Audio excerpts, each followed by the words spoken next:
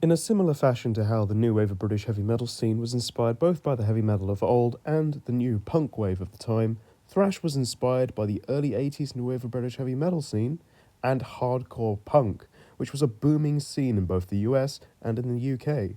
There was a fresh bed of ferocious, socially conscious, and most importantly, fast music that supercharged the metal world. Metal was in a state of flux, with the future of the genre forming into what would become a powerhouse of the underground scene for the rest of the decade. Thrash had many bands in that scene, even more so in volume and significance than the Nawabum scene preceding it.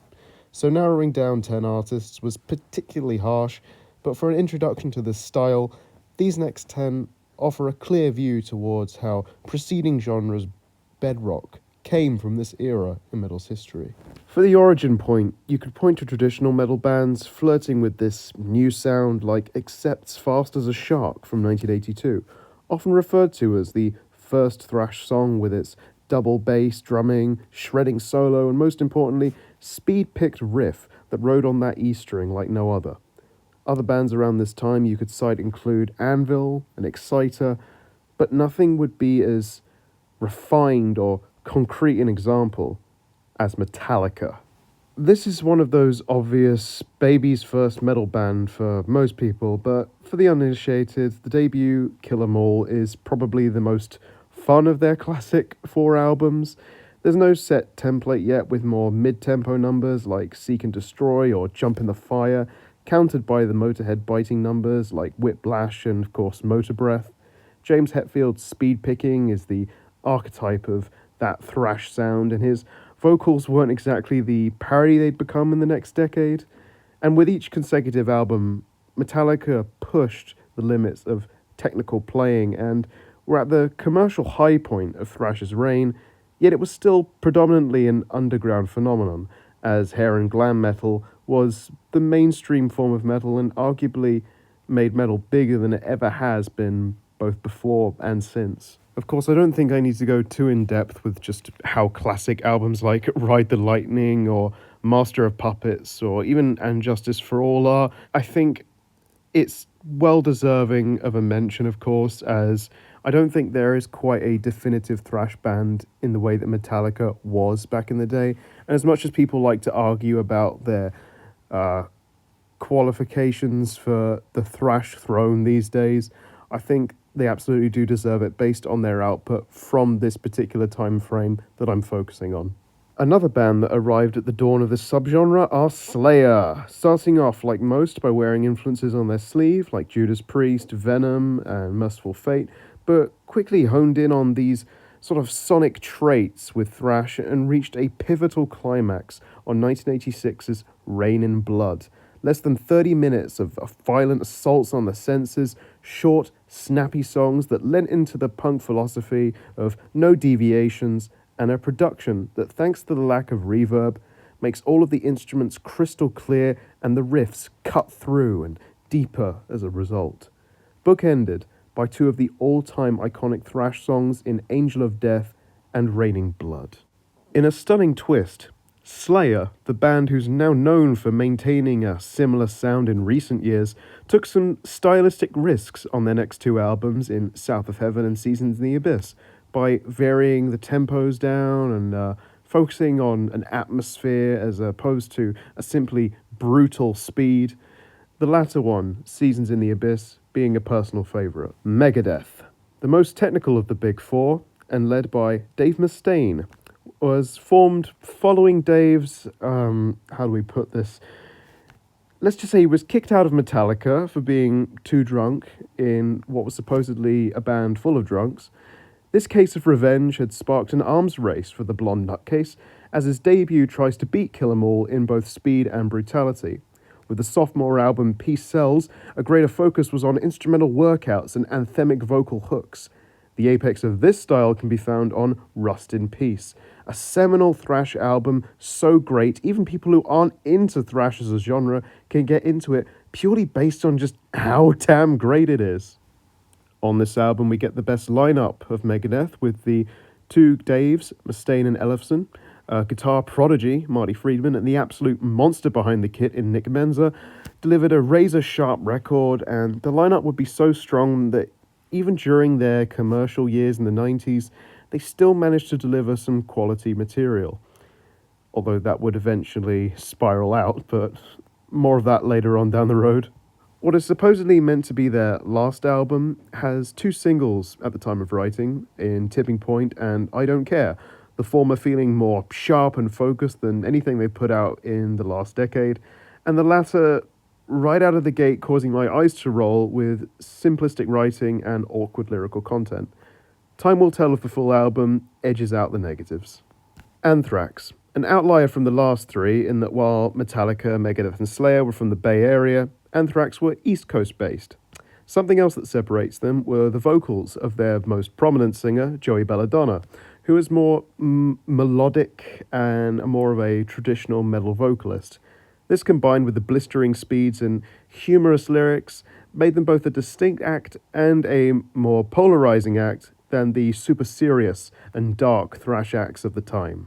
Their first proper step towards quality, Spreading the Disease, has the most variety, from the mid-paced stomp of Medusa and Madhouse, or the lightning-fast thrash classics in Gung Ho or AIR, thanks to Charlie Benante, who is up there with Dave Lombardo for innovation on that classic double bass drumming sound. The definitive artistic statement would be their third full-length, Among the Living, an album dedicated to Metallica's bassist Cliff Burton, who died in a car crash the year prior. The album is stuffed with classic thrash riffs delivered by Dan Spitz and Scott Ian, who's one of the finest rhythm guitarists in thrash. There's a menace to the songs, but they know how to have fun under everything. Indians, I Am the Law, Imitation of Life, just some of the highlights. If you want a purely serious thrash album from these guys, Persistence of Time has got you covered. Probably the finest production on this, with only the goofy moment being a cover of Joe Jackson's Got the Time. Otherwise, there's some irresistible rages like Time, Belly of the Beast, and Gridlock.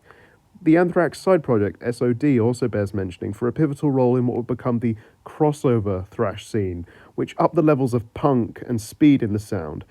This style also includes bands like Suicidal Tendencies, DRI, Cro-Mags, and so on. And now for the part I'm really looking forward to. The bands outside of the Big Four. Thrash innovators Exodus were actually at the forefront of the scene, but sadly due to cover art changes, lineup changes, and being pushed back by the label, the debut Bonded by Blood wasn't officially released until 1985. By that point, the genre had already developed considerably, with Ride the Lightning and Hell Awaits, moving it into a more extreme and technical direction. Still, Bonded has that manic, riff-fueled bloodlust that honestly puts it ahead of any of the Big Four's debuts, and has many staple songs still a fixture in Exodus setlists like A Lesson in Violence, Piranha, and the all-time great in Strike of the Beast. Rest in peace to Paul Bailoff, his only studio vocal work landing on this record. The third album, Fabulous Disaster, the second one to feature singer Steve Zetro Souza, is the other classic by them, with improved production, a full signature guitar tone, and a fun addictive vibe that permeates the songs. Not as evil as the last album, and Zetro's gremlin voice is certainly an acquired taste. That, and you can give or take the Lowrider cover, but there's no denying how good the highs are, like the swampy Cajun Hell, the mosh anthem Toxic Waltz, the thunderous title track, or the riff fest in Verbal Razors. Now, inconsistencies and delays may have hampered Exodus sales, leading them to not be considered as part of the Big Four, but are arguably doing better than any of those aforementioned bands. Guitarist Gary Holt and drummer Tom Hunting have really kept the band intact, despite several health scares from Tom and Gary filling in for Slayer. No matter if it's Zetro or Rob Dukes, the material has remained strong, albeit too long for its own good. Another heavy hitter from the Bay Area that sadly didn't reach the heights of the Big Four was Testament. While being active throughout the 80s, it wasn't until 87 that they debuted, and what a statement it was! With Chuck Billy's authoritative voice and Alex Skolnick's virtuoso guitar solos, they made sure that the late 80s was going to be stuffed with material, releasing an album every year from 1987 to 1990. The second album, The New Order, has to be the choice for singling out, as so many numbers like Disciples of the Watch, The Preacher, Into the Pit, and Trial by Fire are set-list staples in the Testament library, making all the more impressive with how rock-solid and, dare I say, great the new stuff has been since, I'd say, 1999.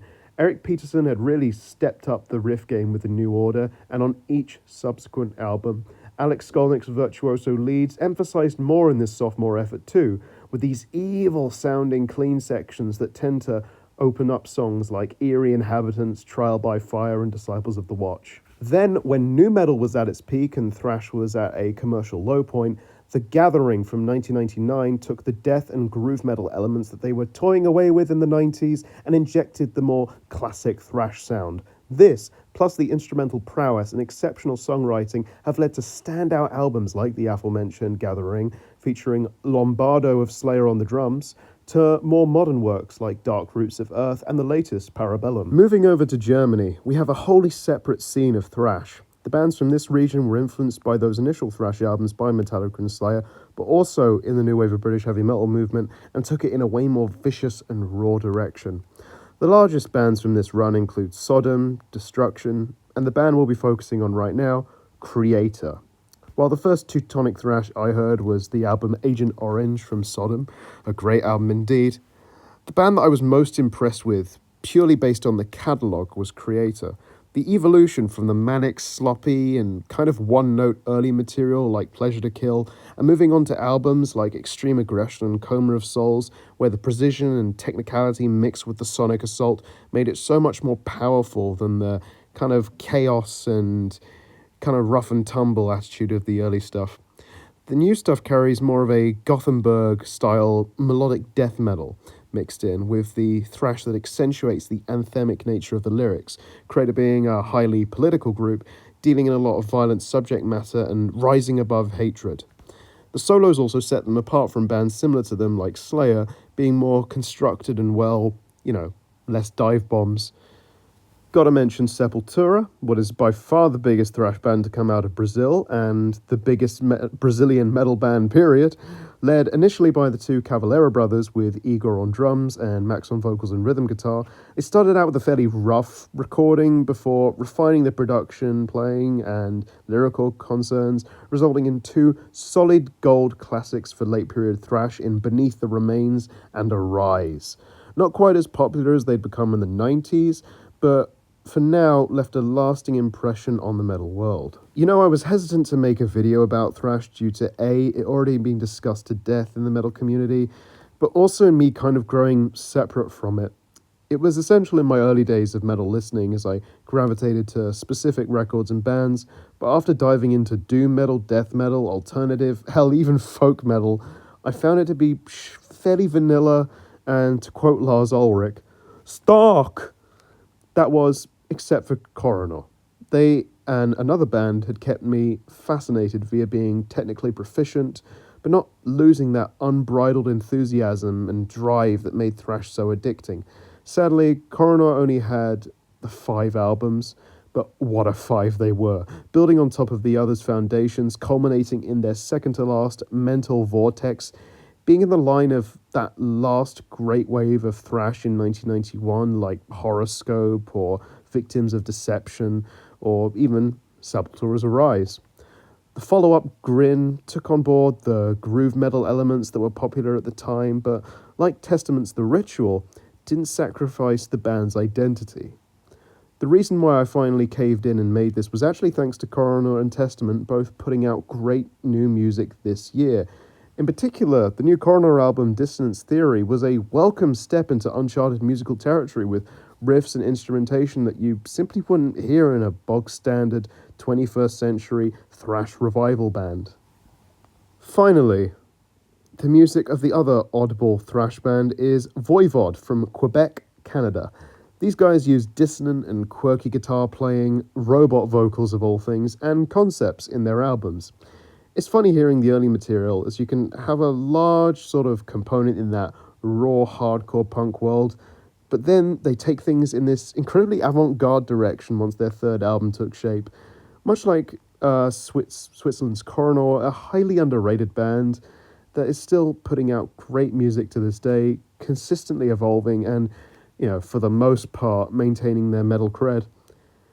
Now, the genre by 1990 was stuffed with hundreds of bands that you could swap the traits of and apply to, well, what I've said, every other band previously mentioned. Not to discredit them all, but thrash was an oversaturated genre. Then came the alternative wave, and, well, thrash's days were numbered.